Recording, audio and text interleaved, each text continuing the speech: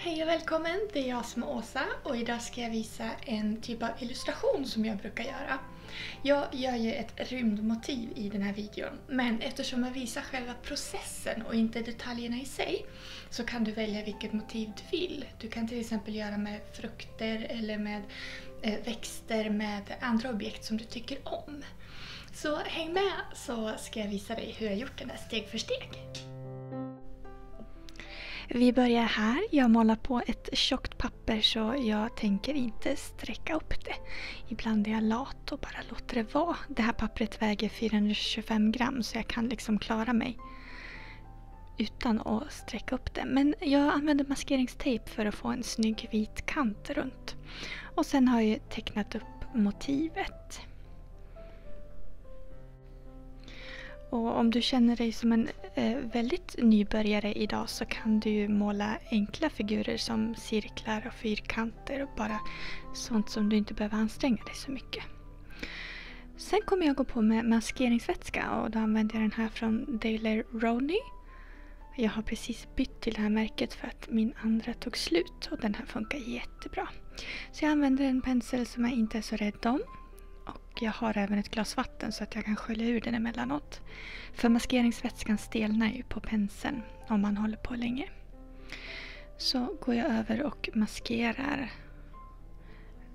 alla duppediter som inte ska vara mörka. Man kan ju klara sig med att måla runt objekten om man inte har maskeringsvätska. Det som kan hända är att färgen hinner torka medan man målar för det tar så lång tid att måla runt alla saker. Därför maskerar jag här. Några av de här mindre stjärnorna till exempel så fyller jag i maskeringsvätska i hela. Ibland så räcker det med att bara ta konturerna. Det beror på hur snabbt man vill kunna måla över det här sen. Jag kommer också att maskera små prickar som ska bli stjärnor som ligger längre bort. Då kan du välja själv hur mycket du vill ha. De kan ju sitta tätare ihop på vissa ställen. Så kan man göra mindre och större så att det blir variation på dem.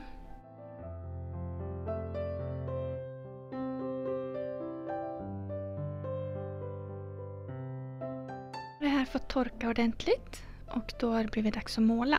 Det första jag ska göra är att blötlägga ytan. Och det gör jag för att när jag målar på det mörka sen så vill jag inte att det ska torka efterhand. Utan jag vill att hela ytan ska torka samtidigt. Annars blir det flammigt. Så jag förbereder pappret så att det får lite fukt i sig. Och sen har jag en stark blandning av indigo här. Så jag helt enkelt går över samma yta igen. Och då beroende på hur mycket maskering jag har använt så kan jag klafsa på färg på hela. Eller så vara försiktig och måla runt varje litet objekt här. Och jag blandar indigo, det är den här mörkblå färgen, med Winsor Violet som man också kan få riktigt mörk. Och jag försöker att jobba fort så att jag får en jämn torkning på det här sen.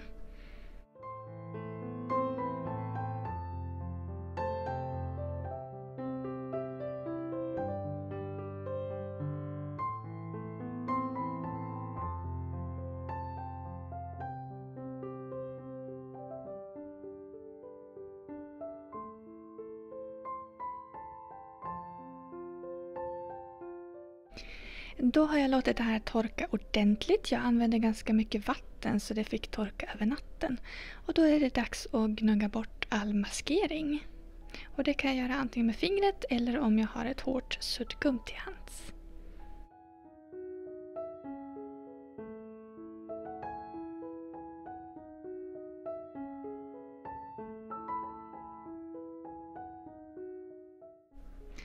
Och nu har man ju gjort det ganska lätt för sig så det är bara att börja måla som i en målarbok.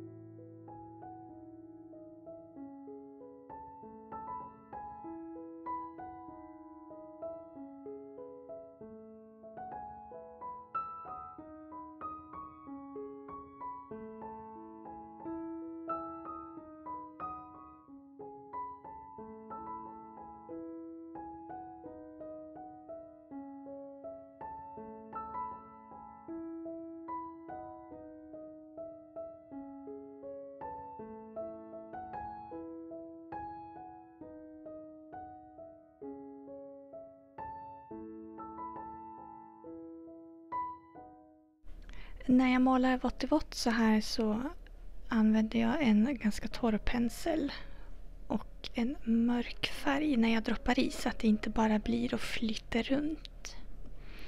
Så med en torrare pensel får jag bättre kontroll på färgen.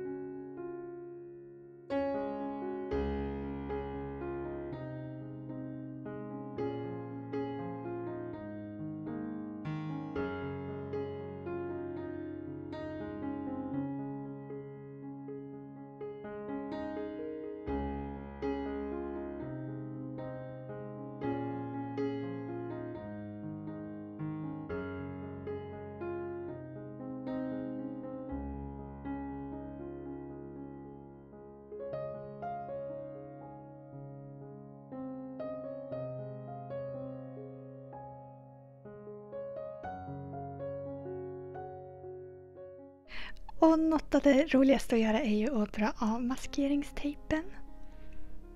Och har man tur så har det inte läckt under någonting under den här. Den här tejpen har faktiskt suttit på en vecka medan jag har låtit det torka mellan varven och filma och sådär.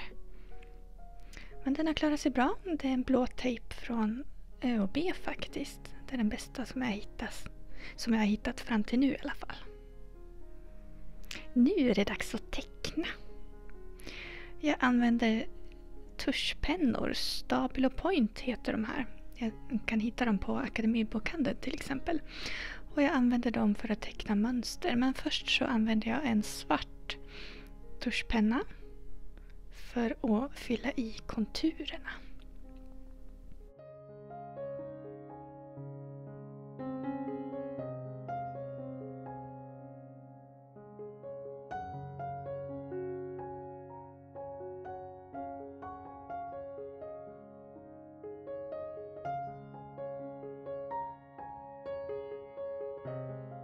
Av någon anledning så har jag valt att spara vitt utrymme mellan objektet och bakgrunden så det blir 2 konturer att teckna runt. Jag upplever att det blir mer lysande när man har en sån här vit aura runt sakerna.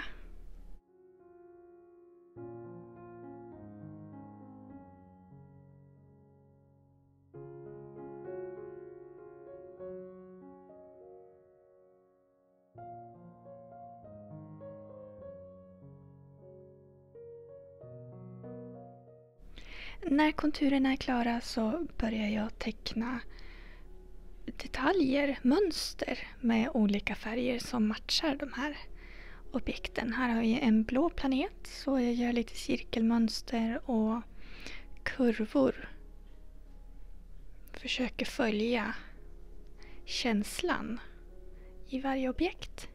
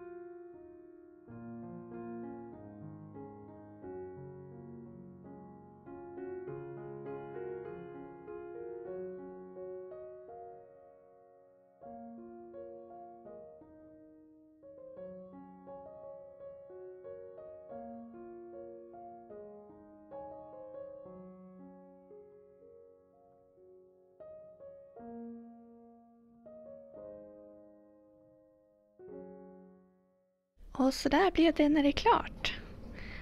Här skulle ju passa väldigt bra i en tavla i ett barnrum. Undrar om jag ska göra några större sådana här varianter. Kanske med lite frukter, det är jag sugen på. Ha det bra, vi ses igen nästa vecka.